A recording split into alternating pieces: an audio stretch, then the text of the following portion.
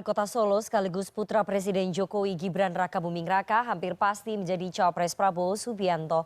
Gibran disebut sudah pamit kepada PDI Perjuangan namun belum mengundurkan diri secara resmi. Presiden Jokowi juga merestui putranya maju dalam kontestasi Pilpres 2024. Sementara Ketua DPP PDI Perjuangan Puan Maharani melontarkan sindiran teman jadi lawan yang bertambah banyak. Apakah ini akhir hubungan PDI Perjuangan dengan Jokowi? Sore ini kita akan membahasnya dengan pakar komunikasi politik UIN Jakarta, Gun Gun Herianto. Selamat sore, Mas Gun Gun. Selamat sore Mbak Dana. Mas Gun Gun, kita coba bedah satu persatu ya. Ini dalam waktu sekitar 3 hari banyak sekali pesan-pesan ataupun message politik yang keluar dari para politisi di Republik ini. Yang pertama, pernyataannya Mbak Puan Maharani menyebut bahwa Gibran sudah pamitan tapi belum mengundurkan diri. Bagaimana kemudian Mas Gun Gun menganalisa sikap politik Gibran yang hanya pamitan tetapi tidak mengajukan pengunduran diri dari PDI Perjuangan? Ya menurut saya dari sisi etik ya, politik ya memang itu punya masalah serius begitu. Kenapa? Karena kan bagaimanapun Gibran adalah bagian dari keluarga besar PDI Perjuangan, kader ya yang kemudian banyak juga dipromot ya dipromosikan oleh PDI Perjuangan hingga kemudian menjadi wali kota. Pun demikian Pak Jokowi. Di satu titik tentu kontribusi PDI Perjuangan signifikan sekali dalam karir politiknya. Jadi kalau kita melihat misalnya perjalanan hari ini Gibran kemudian divalidasi oleh partai lain, kemarin kan divalidasi oleh Partai Golkar ya dalam Rapimnas untuk menjadi maju sebagai calon wakil presidennya Pak Prabowo. Ini tentu nohok menurut saya dari sisi etika politik ya, harusnya memang sesegera mungkin pilihannya dua, pertama mengundurkan diri ya, kemudian yang kedua tentu PDI Perjuangan seperti halnya dinyatakan oleh Bu Mega, siapapun yang bermanuver 2 kaki, 3 kaki, masih ingat nggak Mbak Nana? Ya kan itu keluar dari partai PDI Perjuangan kan begitu. Jadi itu memang pernyataan Bu Mega saat itu merupakan ekspresi ya sebenarnya dari upaya untuk melakukan mengefektifkan rentang kontrol di internal PDI Perjuangan begitu. Oke, jadi ada persoalan etik yang sangat serius ya. Menurut Mas Gun Gun, ketika seorang Gibran Rakabuming Raka hanya pamitan tidak mengundurkan diri dari PDI Perjuangan padahal dia adalah kader yang banyak mendapatkan privilege gitu ya. Mendapatkan promosi dari PDI Perjuangan.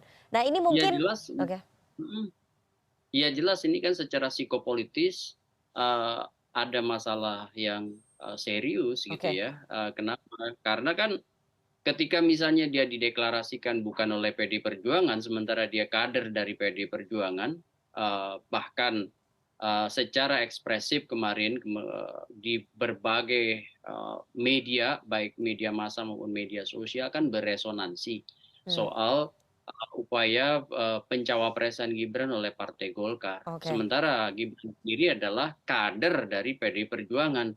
Nah dari sisi institusionalisasi politik ya kan demokrasi itu bukan semata-mata soal election tapi soal etos demokratik. Nah bicara etos demokratik itu kan penghormatan atas kepatutan dan kepatutan misalnya salah satunya adalah transformasi kesejarahan seorang politisi ya dari misalnya rekrutmen, pembinaan loyalis, kemudian distribusi orang ke sejumlah jabatan publik. Ini yang disebut dengan institusionalisasi politik melalui kaderisasi. Begitu Nana. Oke.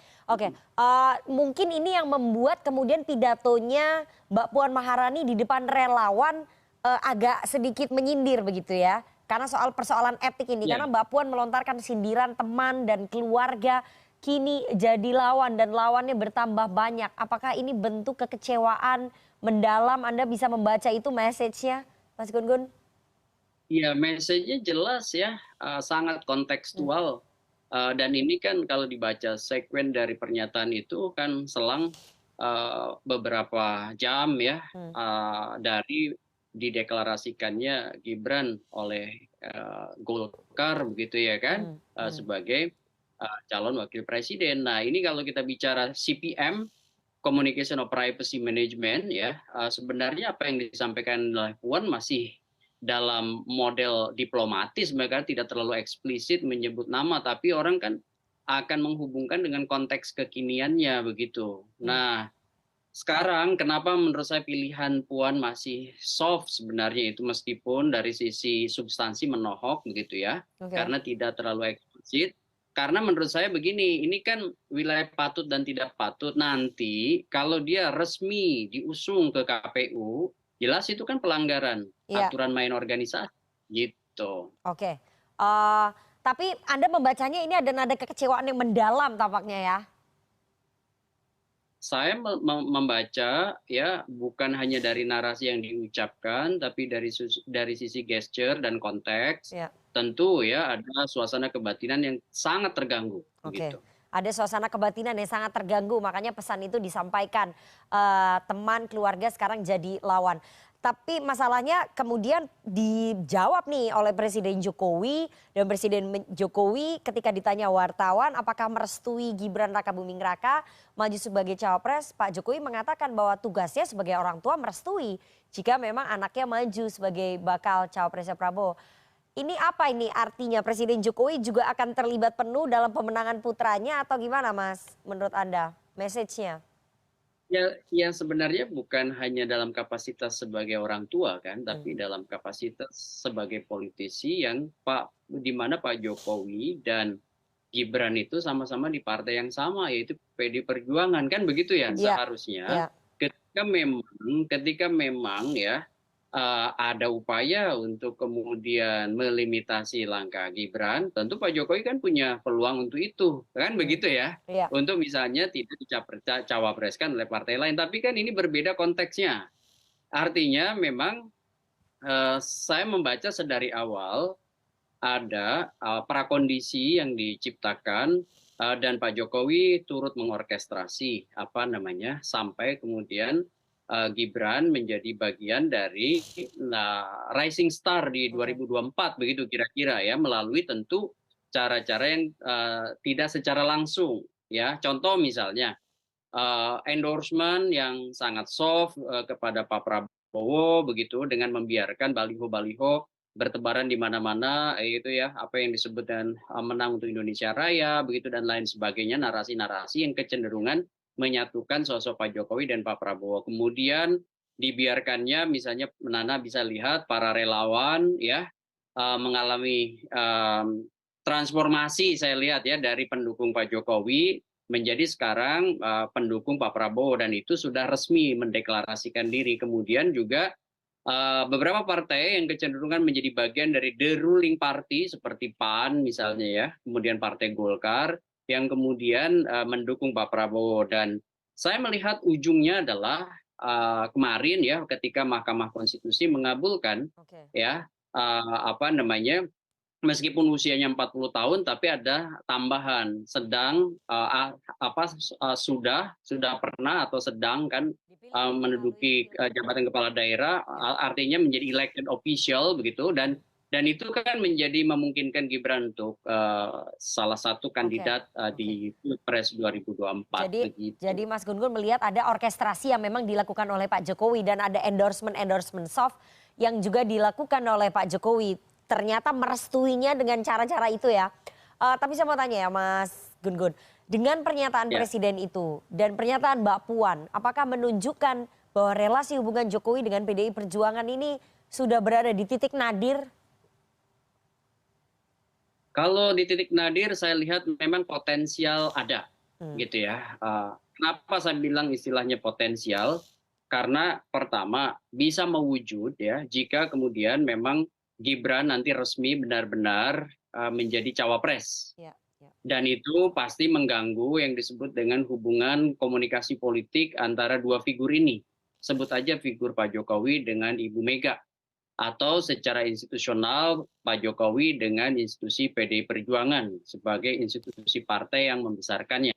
Kenapa? Ya jelas secara politik kan kandidatnya berbeda gitu. Ya. Prabowo di satu sisi dan Ganjar yang didorong oleh PDI Perjuangan di sisi yang lain. Artinya akan jadi kompetitor di tiga poros yang akan bertarung di 2024. Oke. Itu akan berpotensi mewujudnya di situ. Hmm, Tetapi juga berpotensi untuk tidak mewujud jika ya kan ada strategi manajemen konflik yang dimainkan Pak Jokowi dengan mencoba merekonstruksi strategi begitu ya. Misalnya dia bisa aja kemudian mengintenskan kembali komunikasi politik dengan PDI Perjuangan, dengan Bu Mega, tentu dengan ruang negosiasi yang kerap kali tidak Oke. kita bisa lacak secara detail, ya kan, yang jelas ini menyangkut benefit of office, keuntungan dalam kekuasaan di masa mendatang. Oke. Kira-kira begitu. Iya, Mm-mm. tapi kayaknya udah susah ya, kalaupun ada negosiasi nanti di belakang layar setelah Prabowo Gibran bersatu, kemudian Pak Jokowi berusaha untuk memperbaiki hubungan dengan Teguh Umar ataupun dengan Ibu Megawati, tampaknya udah susah. Masalahnya adalah Indonesia ini highly fragmented multi party system kan ya. Oke. Ya kan? Dalam konteks itu maka kerap kali pola yang dibangun dalam kongsi-kongsi itu kan pola koopsi atau Hmm. pola gonta-ganti pasangan. Dan ketika misalnya kita lihat pengalaman 2019, sekalipun misalnya kongsi berbeda, tetap bisa kemudian ada ruang negosiasi untuk menyatukan kongsi pada saat pembentukan Ya, pemerintahan. Kan kira-kira ya. begitu ya. Oke, Nah, jadi tetapi peluang yang kedua ini menurut saya hmm, jauh lebih kecil ya dibanding potensi mewujudnya apa namanya argumen saya yang pertama, yaitu akan terjadi yang disebutkan power relation atau relasi kuasa yang tidak lagi sama antara Jokowi dengan Bu Mega atau antara Pak Jokowi dengan institusi PD Perjuangan. Artinya saya membaca ada peluang relasinya menjadi jauh lebih antagonistis. oke. Oke, relasinya lebih jauh antagonistis. Itu yang dikhawatirkan ya kalau misalnya pecah kemudian hubungan antara Pak Jokowi dengan PDI Perjuangan. Nah, ini kan pasti akan menimbulkan ketidakstabilan politik kalau relasinya antagonistis begitu ya. Tapi kita sekali lagi menunggu karena politik itu sangat the art of possibility, banyak sekali berbagai kemungkinannya dan cair sekali. Kita nggak tahu nanti ke depannya seperti apa, apakah kemudian bisa lagi rekonsiliasi antara PDI Perjuangan dengan Pak Jokowi atau justru sebaliknya Pak Jokowi bisa bernasib sama seperti Pak SBY 20 tahun berjarak ataupun berseberangan dengan PDI Perjuangan dengan Ibu Megawati Soekarno Putri. Terima kasih sekali analisisnya yang sangat komprehensif